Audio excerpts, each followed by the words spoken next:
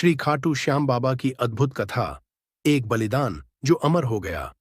क्या आप जानते हैं कि एक ऐसा योद्धा था जो पूरी महाभारत को सिर्फ 3 बाणों से समाप्त कर सकता था?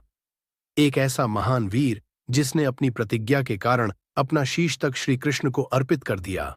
यह कहानी है बर्बरीक की, जिनका बलिदान इतना महान था कि श्री कृष्ण ने उन्हें वरदान दिया, कलयुग में तुम श्याम नाम से पूजे जाओगे और जो भी सच्चे मन से तुम्हें पुकारेगा उसकी सभी मनोकामनाएं पूर्ण होंगी।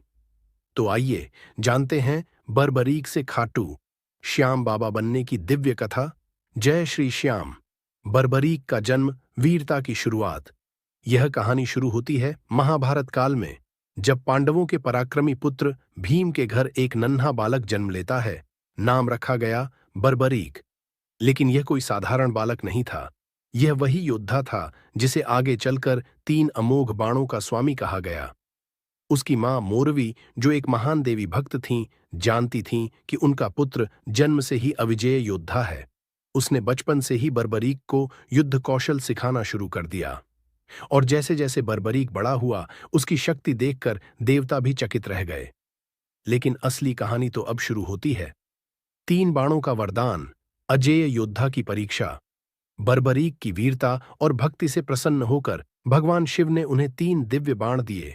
3 बाण जो पूरे महाभारत युद्ध की दिशा बदल सकते थे। पहला बाण, जिस पर निशान लग जाएगा वह बच नहीं सकता। दूसरा बाण दुश्मनों का संहार कर देगा। तीसरा बाण अपने लक्ष्य को पूरा कर वापस लौट आएगा।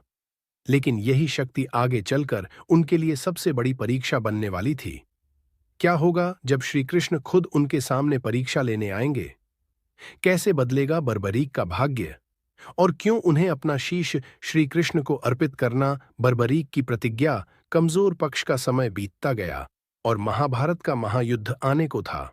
सभी योद्धा अपनी अपनी सेनाओं में शामिल हो चुके थे। उसी समय बर्बरीक ने एक प्रतिज्ञा ली। वह हमेशा युद्ध में कमजोर पक्ष का साथ देगा, क्योंकि एक सच्चे योद्धा का धर्म केवल लड़ाई करना नहीं, बल्कि न्याय की रक्षा करना होता है।